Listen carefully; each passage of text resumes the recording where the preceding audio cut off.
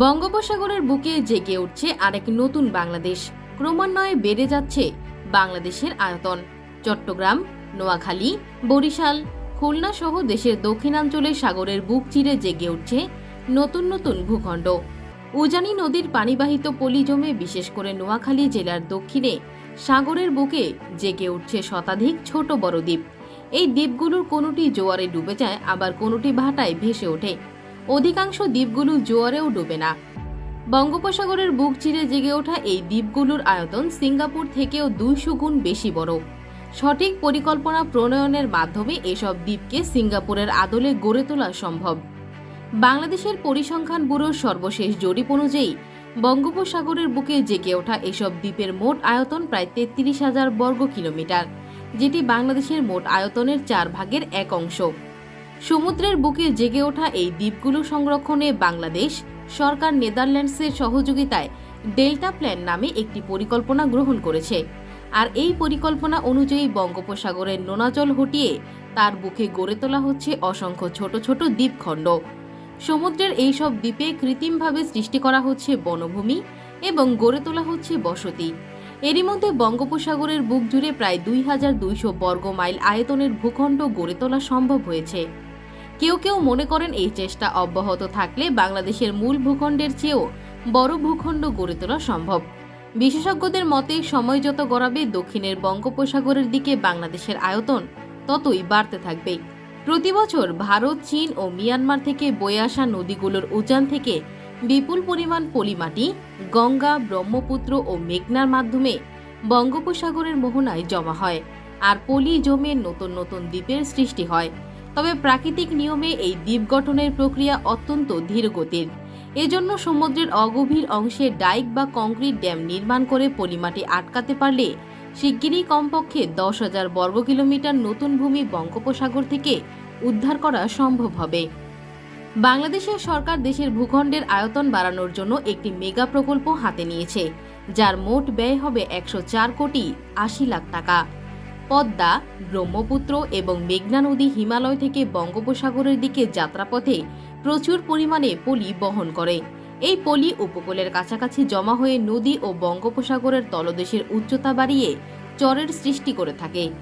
গত 2 দশকে এই প্রক্রিয়ায় 2,000 বর্গ কিলোমিটারের বেশি নতুন চর সৃষ্টি হয়েছে। সাগরের বুকে জেগে ওঠা নতুন ভূমিকে টেকসই করতে বনায়নের কাজ শুরু করে দিয়েছে বন বিভাগ। প্রত্যেকটি দ্বীপে 15 থেকে 20 বছর পর্যন্ত বনায়ন করা হয় এবং দ্বীপের নরম মাটিকে শক্ত করতে প্রথমে রোপণ করা হয় কেওড়া গাছ। এরপর পর্যায়ক্রমে রোপণ করা হয় বাইন, করমচা, পুনাইল ও কাকড়া গাছের চারা। এসব গাছ চরের নরম মাটিকেও শক্ত করে। 10 থেকে 15 বছর পর ওসব গাছ বড় হয়ে মাটি আঁকড়ে রাখে, তখন দ্বীপের নতুন ওই ভূখণ্ড মানুষের বসবাসযোগ্য হয়। এসব নতুন দ্বীপ ও চর নিয়ে সরকারের নতুন নতুন পরিকল্পনা রয়েছে। ইতিমধ্যেই এসব প্রকল্প বাস্তবায়নের নির্দেশনা দিয়েছে সরকার। বাংলাদেশের জনসংখ্যা যেভাবে বাড়ছে তাতে দ্রুত কমে যাচ্ছে কৃষি জমি। তাছাড়া অতিরিক্ত শিল্পায়নের ফলে কৃষি জমির ঘাটতি দেখা দিয়েছে। এ অবস্থায় সাগরের বুকে নতুন জেগে ওঠা এই ভূমি বাংলাদেশের জন্য একটি নবদিগন্তের সূচনা করেছে।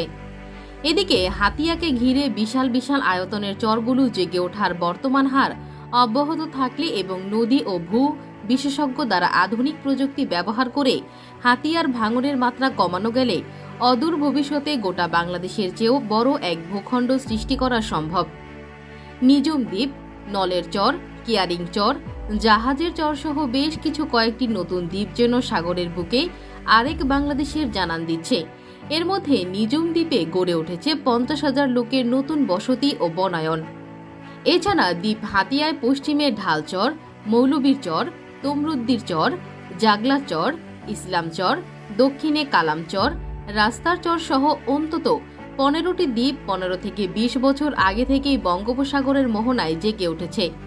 যে মুহূর্তে জলবায়ুর পরিবর্তনজনিত বিরূপ প্রতিক্রিয়ায় বাংলাদেশ সহ কয়েকটি দেশের সিংহভাগ ভূখণ্ড সমুদ্রে তলিয়ে যাওয়ার আশঙ্কায় বিশ্বজুড়ে তোলপাড় চলছে, ঠিক সেই মুহূর্তেই বাংলাদেশের এই অভাবনীয় সম্ভাবনা সীমাহীন আশা জাগিয়েছে জনমনে। এছাড়া ঢালচর, নলের চর, কেয়ারিং চর, মৌলবীর চর সহ কয়েকটি দ্বীপে জনবসতি গড়ে উঠেছে। ইতিমধ্যেই এসব দ্বীপে বন বিভাগ সবুজ বনায়ন করছে। তবে জলদস্যু বনদস্যুদের ভয়ে নাকি দ্বীপগুলোতে এখনও বসবাস শুরু হয়নি। এখনও অন্তত 40 থেকে 50টি ডুবো দ্বীপ রয়েছে, যা আগামী 5 থেকে 7 বছরের মধ্যেই জেগে উঠবে বলে আশা করা হচ্ছে। নতুন এ ভূমি খুলে দিচ্ছে সম্ভাবনার নতুন দুয়ার, কারণ নতুন ভূখণ্ডে ভূমিহীনদের পুনর্বাসন করা, কৃষি উৎপাদন করানো ও বেকারত্ব হ্রাসের সুযোগ তৈরি হয়েছে। তাই এলজিইডি, জনস্বাস্থ্য, কৃষি, ভূমি, বন বিভাগ, পানি উন্নয়ন বোর্ড সহ সরকারের 6টি বিভাগের সমন্বয়ে কাজ করছে বেশ কয়েকটি বেসরকারি সংস্থা। চট্টগ্রামের সন্দ্বীপ এবং উড়ির চরের সঙ্গে নোয়াখালীর উপকূলীয় এলাকার চরগুলোকে ক্রস ড্যামের মাধ্যমে যুক্ত করা গেলে 940 বর্গ কিলোমিটার নতুন ভূমি জাগবে বলে প্রকৌশলীরা মনে করছেন। সেক্ষেত্রে প্রতি বছর নোয়াখালী চরভূমি জেগে ওঠার হার দাঁড়াবে 20 বর্গ কিলোমিটারে।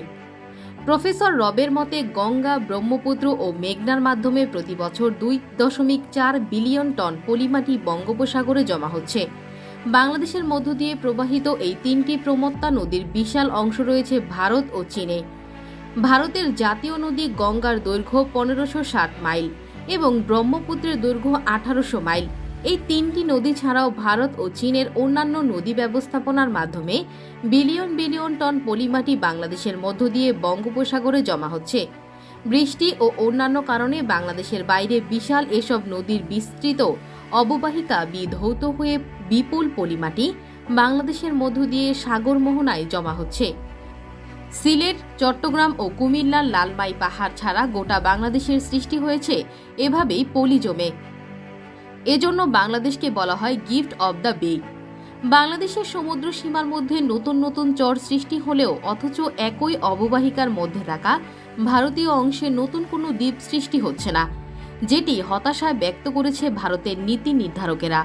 তো বন্ধুরা, আপনার কি মনে হয়, সঠিক পরিকল্পনার মাধ্যমে নতুন ভূমির সর্বোচ্চ সদ্ব্যবহার নিশ্চিত করতে পারলে বাংলাদেশের অর্থনীতি উন্নয়ন সম্ভব হবে?